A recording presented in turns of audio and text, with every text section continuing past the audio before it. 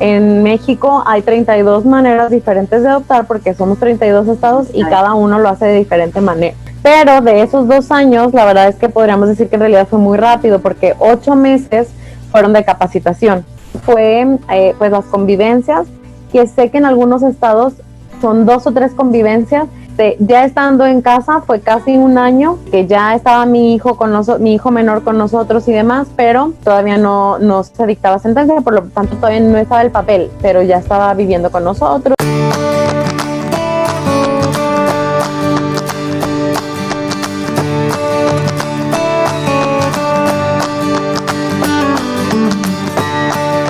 Buen día, hola a todos, este es el canal Misión Ser Mamá. Hoy estamos con una súper invitada, Evelyn Alicia Garza Hernández. Ella es comunicóloga con especialidad en publicidad, ha participado en 5 ocasiones como delegada de la sociedad civil en la ONU, en la Comisión de Estado Jurídico y Social de la Mujer. Colabora en la Asociación Nacidos del Corazón AC para promover la adopción y el acompañamiento a familias post-adopción. Es profesora e investigadora de la Universidad Autónoma de Coahuila y su trabajo más importante es ser esposa y madre por el milagro de la adopción de 2 adolescentes. Evelyn, muchas gracias por estar aquí. No, a ti, Lupita, muchas gracias. ¿Qué es la adopción, Evelyn? ¿En qué consiste?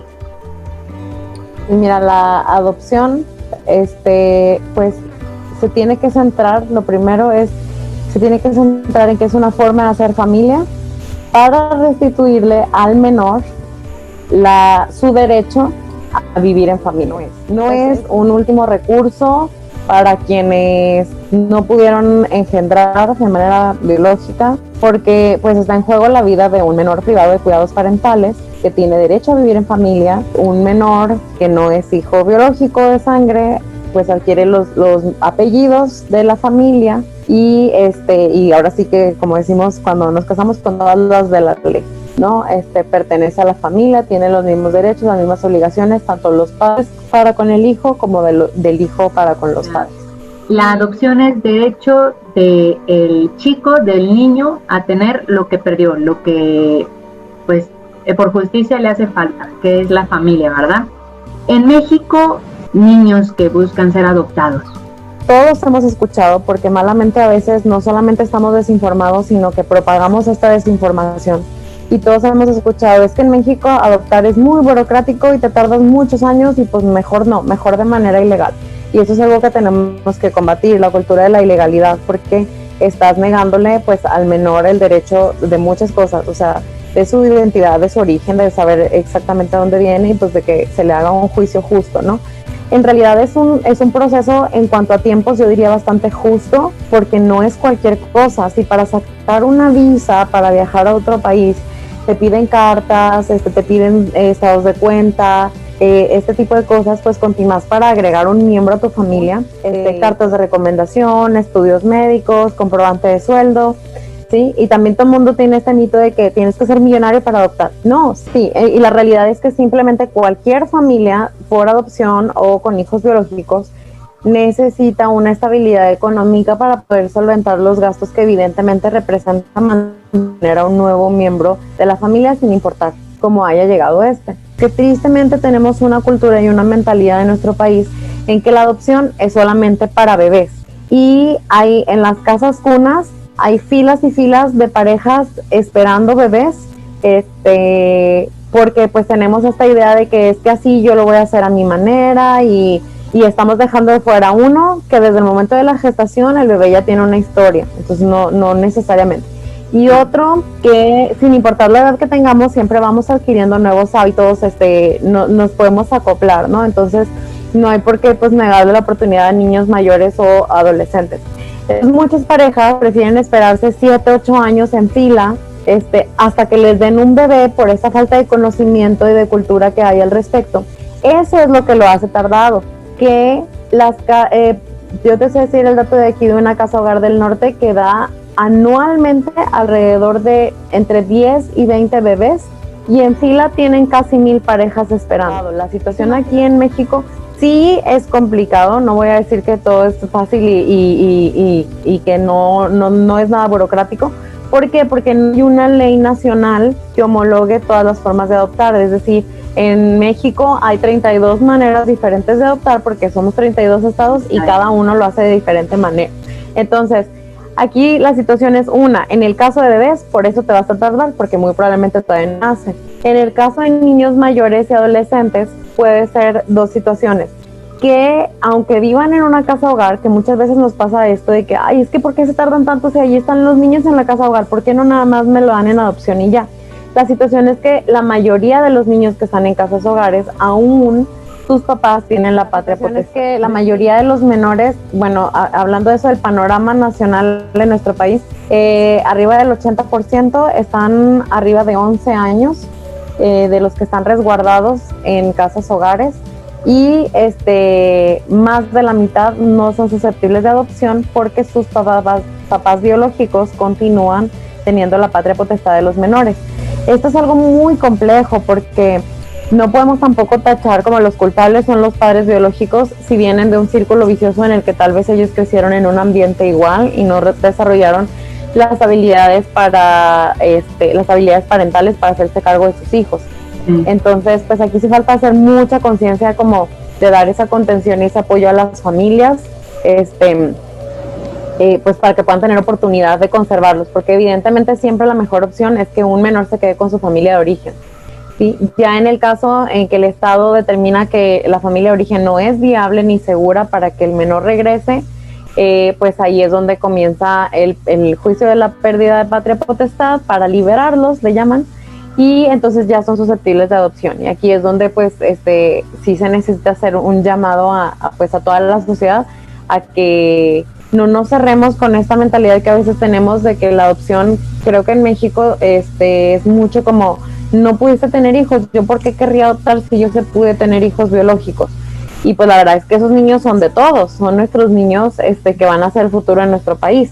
Son 30,000, en los números oficiales nos hablan de 30,000 niños y jóvenes institucionalizados, pero pues se dice que esa es la punta del iceberg, ¿verdad? O sea, la cifra real, ya que no hay un conteo del estado. En la mayoría de los estados también ya se puede que sean padres solteros, quienes pueden adoptar, siempre y cuando pues igual que en un matrimonio, ¿verdad? Se muestre que tiene la estabilidad y los recursos tanto emocionales como económicos para la crianza del menor. Lo primero que yo recomendaría es siempre acercarse otra vez, hay que promover mucho una cultura de legalidad, acercarse al DIF de cada estado. En el estado de Coahuila, que es donde yo resido, la asociación con la que yo colaboro, que se llama Nacidos del Corazón, está muy pendiente, muy de la mano con la Procuraduría del Menor, y de hecho dentro de la misma, aquí le llaman PRONIF al DIF, dentro de la misma PRONIF ellos te recomiendan ir con nosotros, con Nacidos del Corazón, para talleres de desarrollo de habilidades parentales para familias por adopción. Entonces, en algunos estados no existe como el apoyo a lo mejor de una asociación externa. Por ejemplo, en Nuevo León dan las pláticas una asociación que se llama Back to Back, y también se apoyan mucho en una asociación que se llama ABA, Adopción y Acogimiento Familiar. En cualquiera de estas tres páginas, Nacidos del Corazón, ABA, Adopción y Acogimiento Familiar, y Back to Back, van a encontrar muchísimos recursos al respecto. Todos ellos recomiendan, es como un acompañamiento, además de, pero no son agencias de adopción ni mucho menos, es a través del DIF donde se tiene que hacer de manera legal. Ahorita así es en nuestro país, tiene que ser a través, son muy pocas instituciones ajenas que están aprobadas por el DIF para dar menores en adopción. Y todos ellos también pertenecen a un colectivo que se llama Embajadores y Embajadoras por la Adopción en México. Páginas las pueden seguir y cada que se abre convocatoria en los estados, ahí lo publican. Es decir, por ejemplo, en San Luis abrió convocatoria, ya sea para acogimiento familiar o para adopción, están iniciando a recibir papeles, ahí lo publican. Entonces tú puedes estar al pendiente de estas páginas. Pues es empezar a juntar tu papelería, sería como la parte pues burocrática, pero yo sí pensaría, o sea, empezar también a prepararte, o sea, en todos los aspectos posibles, obviamente en ahorrar, obviamente en leer, hay muchísima literatura al respecto, y los estados que no cuentan con una asociación externa para su capacitación, en el mismo DIF dan pláticas, no sabe que es hijo por adopción.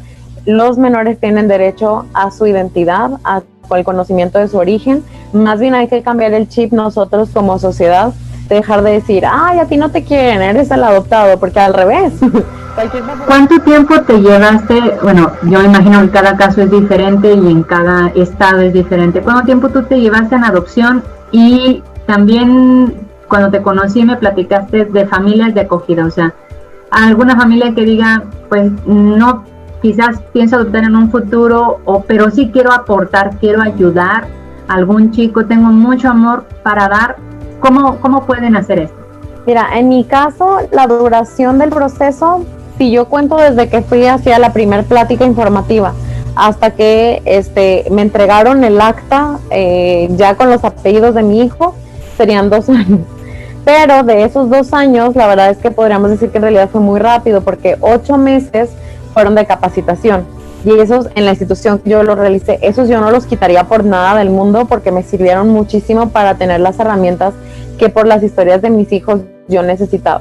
Entonces, 8 meses fue de eso. Luego fue pues las convivencias, que sé que en algunos estados son 2 o 3 convivencias, y la verdad es que sí siento que se necesitan esas convivencias acompañadas por el personal especializado de la casa hogar o del DIF. Entonces yo tampoco lo quitaría. Y ya estando en casa fue casi 1 año en el que ya estaba mi hijo menor con nosotros y demás, pero todavía no se dictaba sentencia, por lo tanto todavía no estaba el papel, pero ya estaba viviendo con nosotros. Hay casos en los que sé que se inscriben y como tienen un rango mayor de edad, o sea, es decir, dicen puedo recibir niños hasta 12 años, muy rápido, o sea, en cuestión de 2 o 3 meses ya hasta tienen el acta y todo. O sea, y sé de otros casos que a lo mejor ya tienen 4 años viviendo en casa, pero todavía no se soluciona lo del acta. Aquí, en cuanto a lo de acogimiento familiar, es importante saber por qué existe la figura legal del acogimiento familiar. Un menor, bueno, todos estamos obviamente, ahora sí que programados para crecer en familia. Necesitamos como ese rol de papá y de mamá para, pues para construir nuestra identidad y para saber manejar nuestras emociones y literalmente para que nuestro cerebro se desarrolle de una forma propia. El lóbulo frontal, las decisiones, las funciones ejecutivas dependen de ese apego seguro que yo tengo con mamá y con papá. Cuando estos menores son retirados de la familia por diversas circunstancias, entran como en un estado de alerta y ya no empieza su cerebro a desarrollarse de la misma manera. Obviamente un niño que no sabe por qué no está con su papá, con su mamá, con sus hermanos, porque a veces separan a los grupos de hermanos incluso, pues no se va a preocupar por aprender lo que está en la escuela o por saber manejar mis emociones. O sea, no hay nadie ahí permanente, ¿no? Mis cuidadores rotan, como son los empleados de la casa hogar. Entonces, por cada año que un menor pasa en una institución, hay estudios que demuestran de la RELAF, la Red Latinoamericana del Acogimiento Familiar, hay estudios que demuestran que pierde hasta 4 meses de desarrollo por cada año institucionalizado.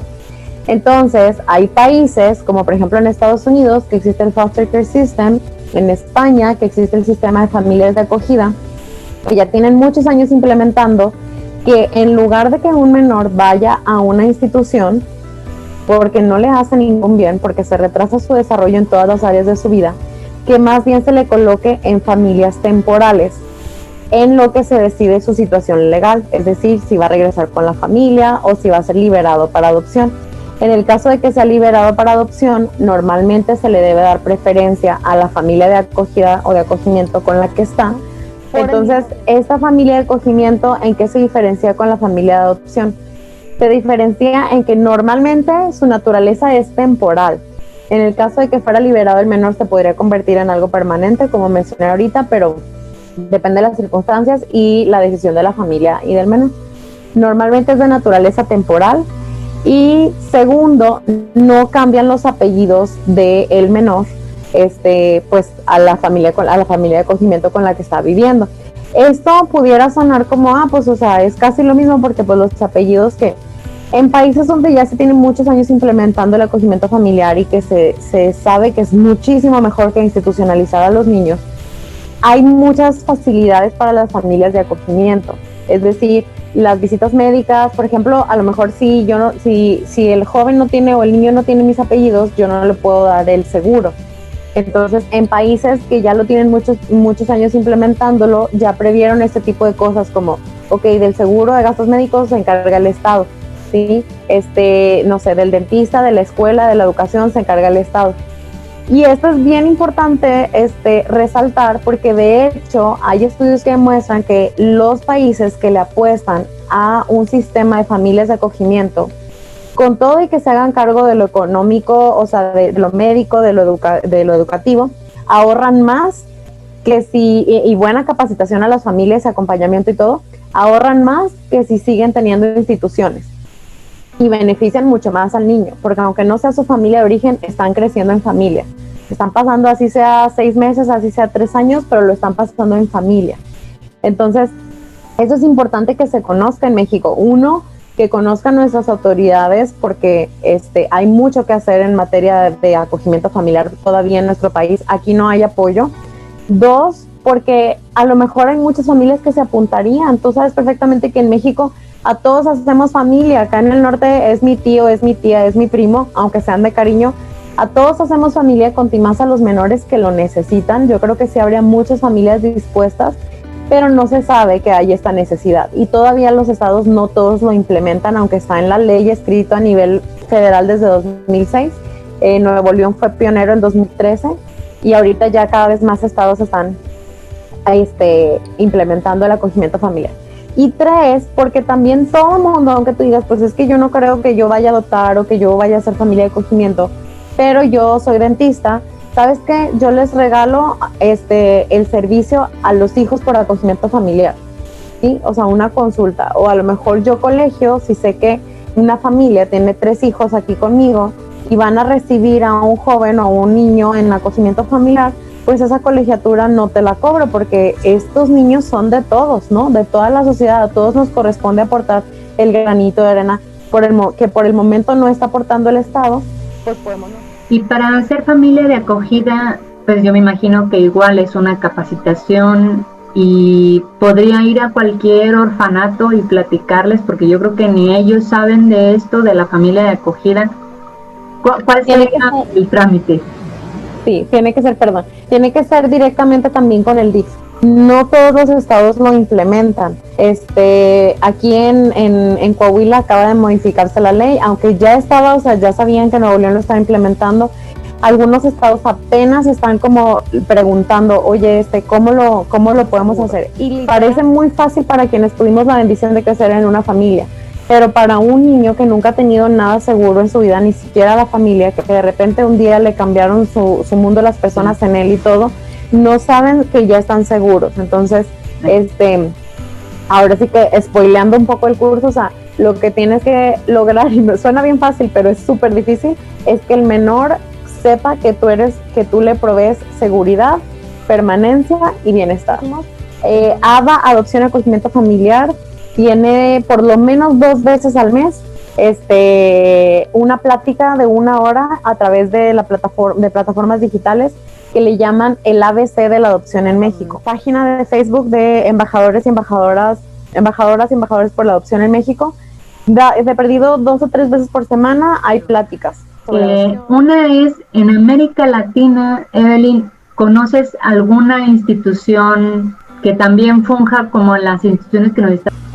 Primero sería la RELAF, que es la Red Latinoamericana por el Acogimiento Familiar, y sin duda hay en Guatemala hay una asociación que se llama la Alianza Cristiana por el Huérfano. Evidentemente, como su nombre lo dice, son cristianos que, pues, o sea, ven todo el evangelio y todo, ven la adopción a la luz del evangelio, sería la frase correcta. Sin embargo, están muy capacitados, incluso si alguien que nos está viendo no es creyente o lo que sea, están muy, muy capacitados. Ellos son los que capacitan a la gente de aquí de México, incluso. Algo que mucha gente como que ya que lo escuchas dices, es lógico, pero nunca antes lo había pensado. Cuando los jóvenes crecen en una institución y no, sus papás biológicos pierden la patria potestad, pero van creciendo y no son adoptados, llega un momento en que cumplen 18 de los cuidados del menor. Entonces ocurre algo que se le llama egreso por mayoría de edad, que quiere decir que cumples 18 años y dicen, bueno, hasta aquí fue nuestro compromiso, y muchas veces esto no está previsto, no hay programas al respecto, hay mucho desconocimiento en nuestro país. ¿Qué es lo que pasa? Que el joven sale al mundo real después de haber vivido en una burbuja a veces más de 5 o 10 años, ¿sí? Que sale sin una red de apoyo porque pues no conoce a nadie en el exterior o no tiene un lugar ni donde vivir, ni trabajo, ni las herramientas, se vuelve presa ahora sí que pues del crimen organizado. Y a veces, en otra posibilidad, regresan a las familias de origen, a las de las que fueron retirados por su propia integridad y por su propia seguridad, pero no tienen otro lugar a donde ir. Entonces regresan al lugar de origen en donde evidentemente no era sano para que creciera. Entonces, esto es algo que, por lo que urge que tengamos esta mentalidad de adoptar niños y jóvenes grandes. Las familias que reciben en su hogar a estos jóvenes van a encontrar una red de apoyo. Sí hay mucho que hacer, sí hay muchas mentalidades que cambiar, muchos corazones que abrir y pues muchos jóvenes que recibir. Muchas gracias, Evelyn, por toda la información que nos acabas de dar. Ojalá y espero que muchas familias, muchas personas que están escuchando este video, pues su corazón les está dictando que vayan a pedir información, que busquen estas asociaciones civiles que nos estás diciendo y que pues tengamos esta cuestión en pensar, podría ser familia de acogida, que conozcamos un poquito más, hacer cultura, lo que hace falta aquí en México. Muchas gracias, al contrario, gracias por el espacio, gracias a los que se den el tiempo de ver el video, de acercarse y sobre todo pues de empezar a hacer cultura en estos temas. Gracias. Gracias.